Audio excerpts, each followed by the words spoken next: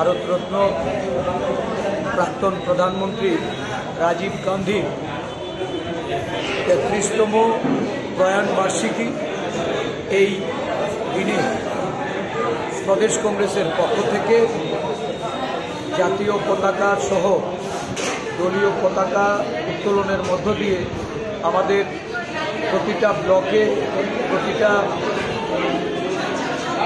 কার্যালয়ে এই কর্মসূচি অনুষ্ঠিত হয়েছে এবং এখান থেকে আমরা শুরু করে রাজীব গান্ধীর প্রতিকৃতিতে মাল্যদান করে গান্ধীঘাটে রাজীব বেদিতে আমরা পুষ্পার্ঘ্য অর্পণ করি এবং আজকের দিনে প্রদেশ কংগ্রেসের কর্মসূচি রূপে আগরতলায় এক রক্তদান শিবিরের আয়োজন করা হয়েছে। এই রাজ্যে ব্লাড ব্যাঙ্কগুলিতে রক্তের শূন্যতা উপলব্ধি করে সারা রাজ্য থেকে কংগ্রেস কর্মীরা এখানে এসে রক্তদান করবেন। বিভিন্ন জেলায় জেলায় এই দিনটি পালনের জন্য নানা কর্মসূচি হাতে নিয়েছেন।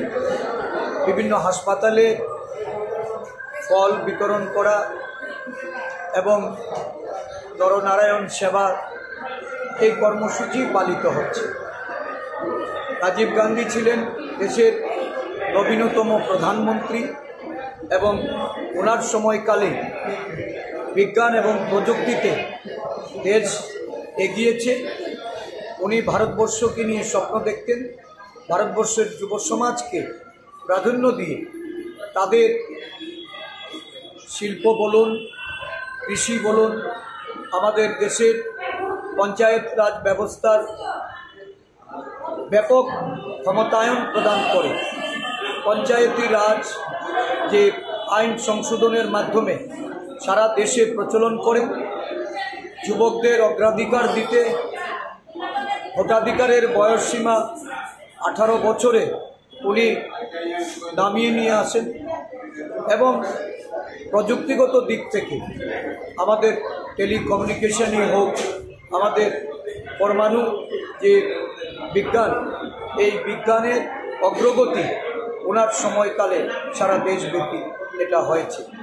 বিশ্বের মধ্যে ভারতবর্ষকে এই তৃতীয় বিশ্বের একটা উন্নয়নশীল রাষ্ট্ররূপে পরিগণিত করার লক্ষ্যে ওনার যে স্বপ্ন, এই স্বপ্ন ধীরে ধীরে বাস্তবায়িত হয়েছে এবং এই দেশে একটা বিরাট অংশের যুব সমাজ এই প্রযুক্তিগত দিক থেকে কম্পিউটারের যে প্রচলন, এই প্রচলনের মাধ্যমে কর্মসংস্থান সারা বিশ্বে খুঁজে পেয়েছে।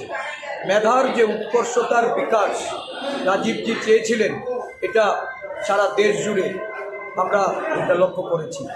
আজও রাজীব গান্ধী এই প্রসঙ্গে প্রাসঙ্গিক এবং দেশের মানুষ ওনাকে আজকের দিনে স্মরণ করবে।